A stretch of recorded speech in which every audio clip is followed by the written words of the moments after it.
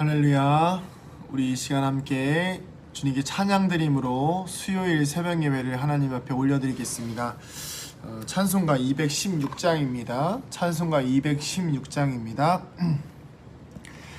성자의 귀한 몸 날 위하여 버리신 그 사랑 고마워라. 내 머리 숙여서 주님께 비는 말 나무어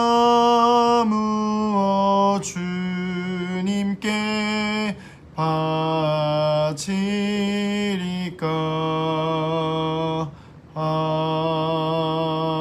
아멘. 아멘. 오늘 말씀 보겠습니다. 말씀은 이사야 5장입니다. 이사야 5장 1절부터 17절 말씀입니다. 이사야 5장 1절부터 17절 말씀.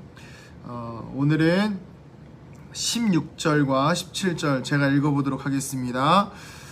오직 만군의 여호와는 정의로우심으로 높임을 받으시며 거룩하신 하나님은 공의로우심으로 거룩하다 일컬음을 받으시리니 그때에는 어린 양들이 자기 초장에 있는 것 같이 풀을 먹을 것이요 유리하는 자들이 부자의 버려진 밭에서 먹으리라. 아멘. 할렐루야. 수요일 아침이 밝았습니다. 이 시간 함께 말씀을 통해서 오늘 하루를 살아갈 새 힘과 또 주님께서 주신 새 능력을 얻기를 소망하고 축복합니다. 우리 그런 이야기가 있죠. 콩 심은 데 콩 나고 팥 심은 데 팥 난다. 쉽게 말하면 콩 심은 곳에서는 다른 것이 날 수 없고, 그러니까 본질적인 그 씨앗은 열매 또한 같다는 것을 의미합니다. 근데 오늘 말씀에 보면 이런 예화로 시작하죠. 어떤 농부가 포도를 심습니다. 근데 포도를 심는 것도 그냥 대충 포도를 심는 것이 아니라 정성스럽게 가장 좋은 포도를 심습니다. 그럼 당연히 나야 되는 것이 포도여야 되는데, 좋은 최상급의 포도여야 하는데 전혀 다른 들포도, 쉽게 말하면 그냥 씨앗도 심지 않았고 가꾸지도 않은 들포도가 나오는 것이에요. 결국에는 이것이 어떤 문제를 야기하냐면 바로 이 문제가 있다는 것을 뜻하고, 그 문제를 인지한 농부는 내가 심었던 포도가 나지 않으니까 그 밭에 대한, 그리고 그 포도에 대한 어떤 징계의 의미로 밭을 다 갈아엎습니다. 이스라엘 백성들이 이와 같다는 것이죠. 하나님께서 이스라엘 백성들에게 하나님의 사랑을 보여주셨고, 하나님의 인내와 하나님의 공의와 하나님의 정의와 사랑을 보여주셨는데, 이스라엘 백성들이 보여주는 것은 하나님을 향한 정의와 하나님을 향한 공의와 하나님에 대한 충성과 하나님에 대한 신실한 약속을 의지하는 것이 아니라 오히려 자기 자신을 의지하고 자기 자신을 붙들고 하나님을 배제한 채 우상들을 섬기는 모습을 보이니까 하나님께서 이 모든 것들을 갈아엎으신다라는 것을 비유적으로 은유적으로 표현하고 있습니다. 그래서 하나님이 기뻐하시는 나무는 원래 이스라엘이고 유다였습니다. 그러면 하나님께서 기뻐하시는 그 나무의 열매는 바로 이 제대로 된 포도나무라고 한다면 바로 정의와 공의, 하나님께서 가장 기뻐하시는 것인 정의와 공의가 나타나야 하는 것인데 그것이 나타나지 않았던 것이지요. 그래서 오히려 반대로 이스라엘이 맺은 열매는 하나님께서 원하시는 어떤 공의와 정의가 아닌 이스라엘의 들포도, 즉 이것을 어떻게 성경에서 표현하고 있냐면 정의와 공의 대신에 포악과 부르짖음이라는 것이죠. 이것이 포악함과 부르짖음이라는 것은 하나님께 간절히 부르짖었다는 의미가 아니라 악하고 악한 것을 향한 부르짖음, 그러니까 악한 소리를 낸다는 것을 의미합니다. 그래서 결국에는 하나님을 멸시하고 하나님을 외면하고 하나님을 무시했다는 것이에요. 그래서 이 하나님을 멀리하는 자들의 행동이 어떠냐면 12절에 나와 있습니다. 제가 읽어드리겠습니다. 그들이 연회에는 수금과 비파와 소고와 피리와 포도주를 갖추었어도 여호와께서 행하시는 일에 관심을 두지 아니하며 그의 손으로 하신 일을 보지 아니하는도다. 아멘. 들포도인 이스라엘은 하나님께서 보여주신 정의와 사랑과 공의와 그런 것들에 관심을 두지 않고 오히려 하나님께서 하신 일에 관심을 두는 것이 아니라 하나님의 손으로 하신 일을 보는 것이 아니라 오히려 세상 것과 자신들의 우상들에 관심을 가지고 있다는 것입니다. 우리가 보통 관심을 가지고 있다는 것은 그것에 마음을 두고 있다는 것을 표현하는데, 하나님께서 원하시는 것은 단 하나였습니다. 이스라엘 백성이 하나님께 관심을 두는 것. 그렇지만 이스라엘 백성은 그 관심을 하나님께 두지 않고 세상에 두었던 것이지요.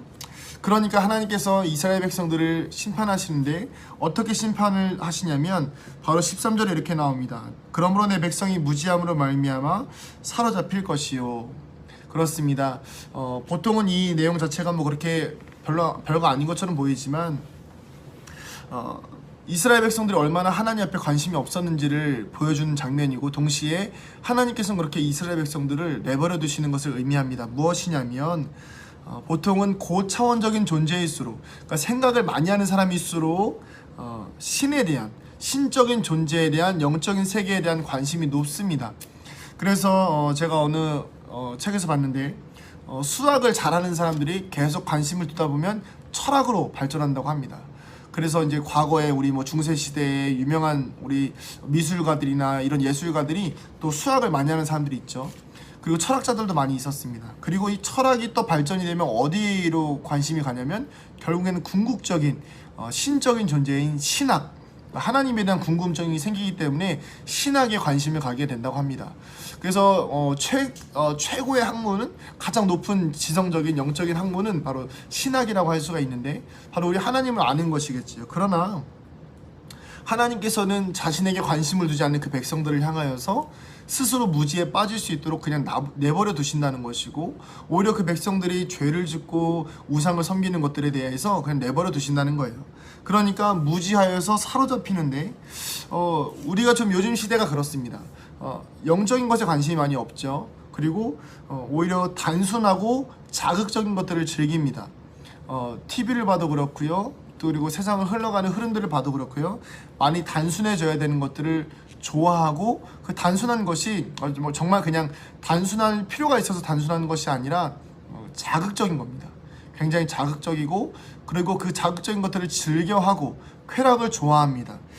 그것이 바로 스올이 욕심을 내어서, 그러니까 지옥이 욕심을 내어서 입을 크게 벌려도, 그러니까 사단이 우리의 소위 말하는 사단이 입을 크게 벌리고 우리를 삼키려고 해도 우리는 아무것도 그런 것에 대한 감각을 느끼지 못한 채 그저 빠져들어가고 있다는 거예요.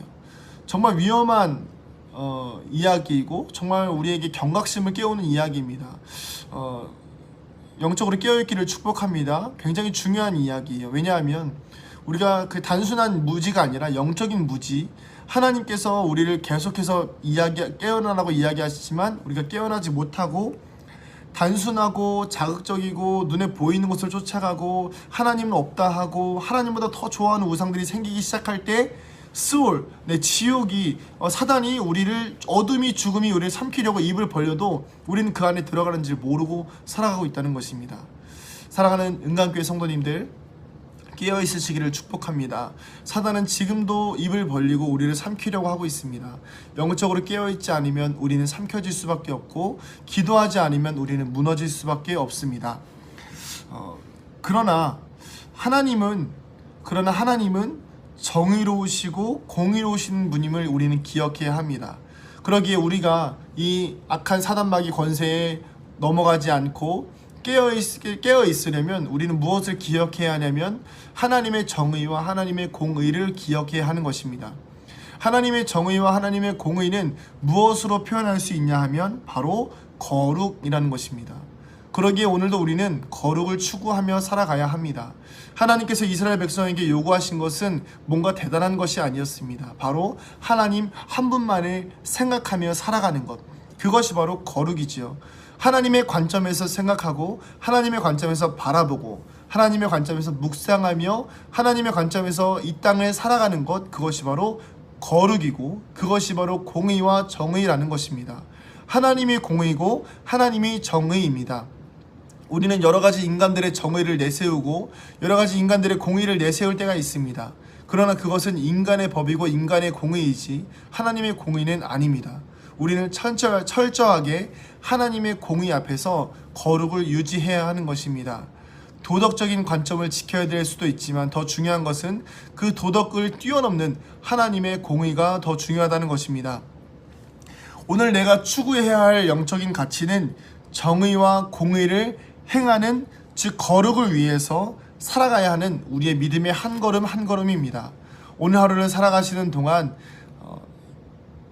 포도나무 심은 데서 들포도가 나오듯이 하나님의 백성이 세상을 따라가는 것이 아니라 정말 포도나무 심은 데서 참 포도나무가 나올 수 있듯이 우리가 하나님의 백성으로서 하나님께서 원하시는 정의와 공의, 즉 거룩을 위해서 정말 예수 믿는 사람으로 이 땅 가운데에서 은혜와 사랑과 자비를 누리며 또 그것을 나눠줄 수 있는 믿음의 성도님들 되시기를 축복합니다.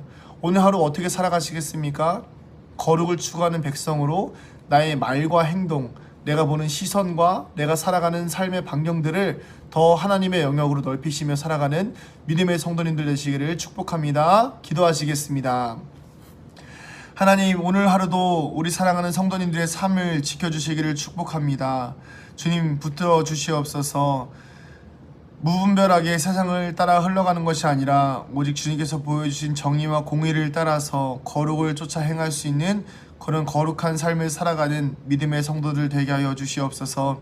세상이 악합니다. 그 악한 세상 가운데에서 분별력 없이 쫓아가는 것이 아니라 소홀히 입을 벌리고 하나님 우리를 삼키려고 한다고 하여서 아무것도 모른 채 끌려가는 인생 되는 것이 아니라 분별력을 가지고 거룩한 마음으로 오직 주님의 뜻을 쫓아 살아가는 공의로운 정의로운 삶을 살아가는 믿음의 성도들 되게 하여 주시옵소서.